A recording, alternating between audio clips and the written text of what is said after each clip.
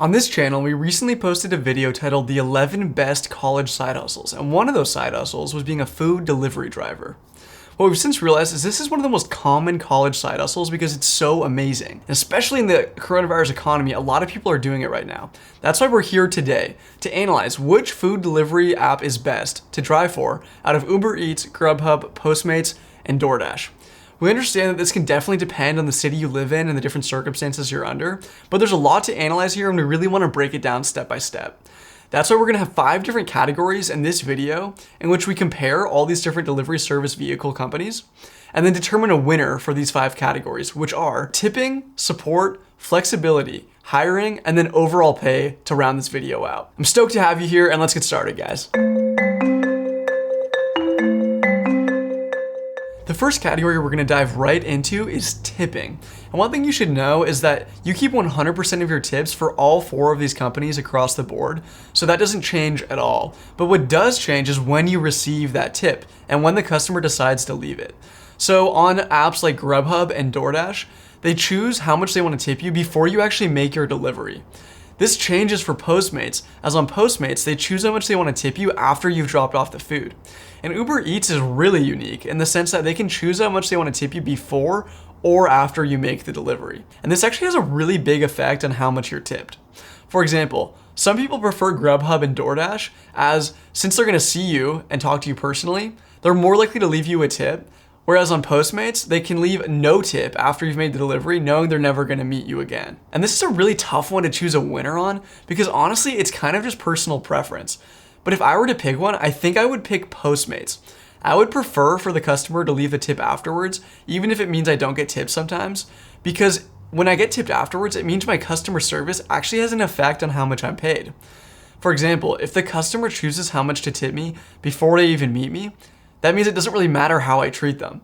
And as a driver, I would really try to upsell myself, providing the best possible customer service to maximize the amount of tips I get. So like I said, the individual winner for this round is going to be Postmates.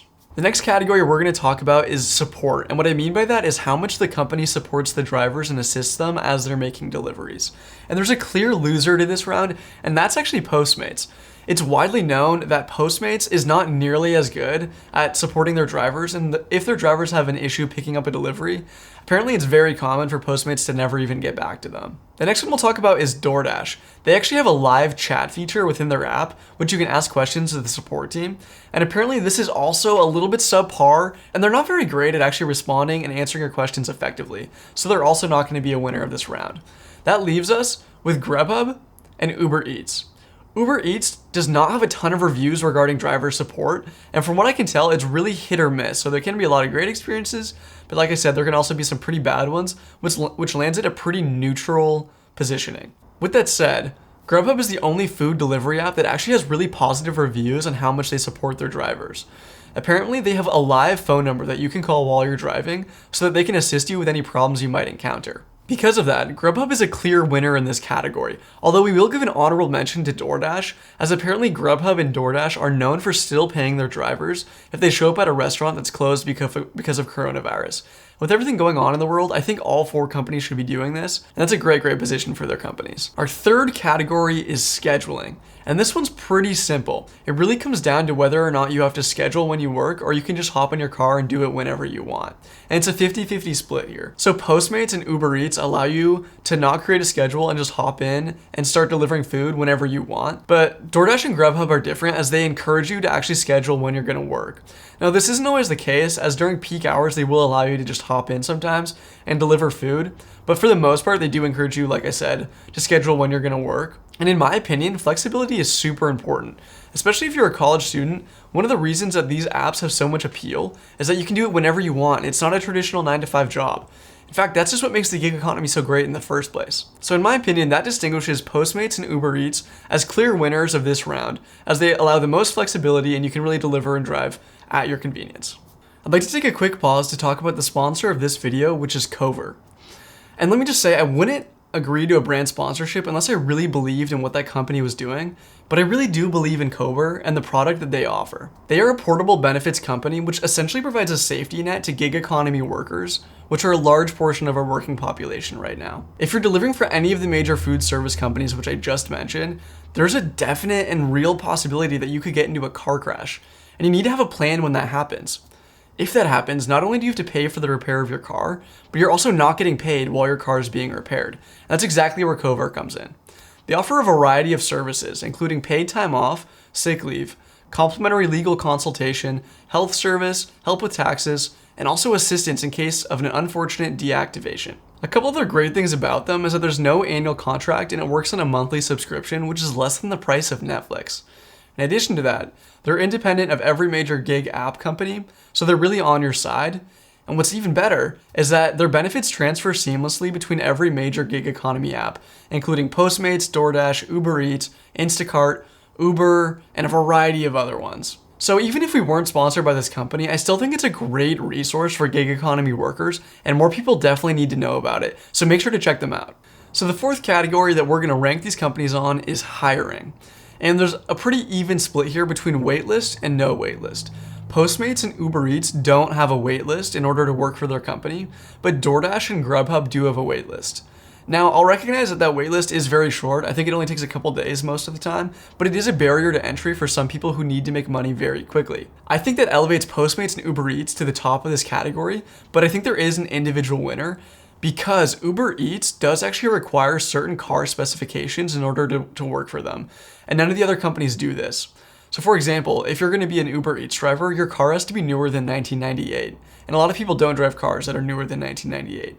Because of that, I think Postmates is the clear winner in this category, and they're the best for hiring. The last category that we're going to determine a winner for is overall pay. And let me just say that this is a very tough one to determine a winner for, as not only are there a ton of variables that are involved, but these different companies have really different payment structures. And even within these different companies, they have different payment structures within different cities. For example, DoorDash may offer a base minimum pay in one city but not another, whereas Postmates may offer a blitz multiplying income increaser in one city but not in another. So like I said, it gets really confusing, and definitely take what I'm about to say with a grain of salt, although I'm going to try to do my best to analyze them as fairly as possible. So one factor we definitely need to discuss is what percentage of your delivery fee that the company takes. So for Grubhub, DoorDash, and Postmates, that's going to be 20%. But Uber Eats is a little different and a little higher at 25%. Now I know 5% may not sound like a lot, but if you're going to do this even for a summer, it's going to definitely add up. Because of that, I think Uber Eats ranks a little bit lower on the overall pay factor, which leaves us these three remaining companies to really analyze. So another distinguishing factor is that DoorDash does offer a base minimum pay at peak hours. This is a really nice safety net, as there's a ton of variance in this industry in how much you're going to make on an hourly rate. So that is definitely a positive contributing factor to DoorDash ranking highly in this category. I think the biggest differentiating factor is the transparency that these companies have with how much you're going to make on an order, which really helps you decide whether you want to decline or accept that order.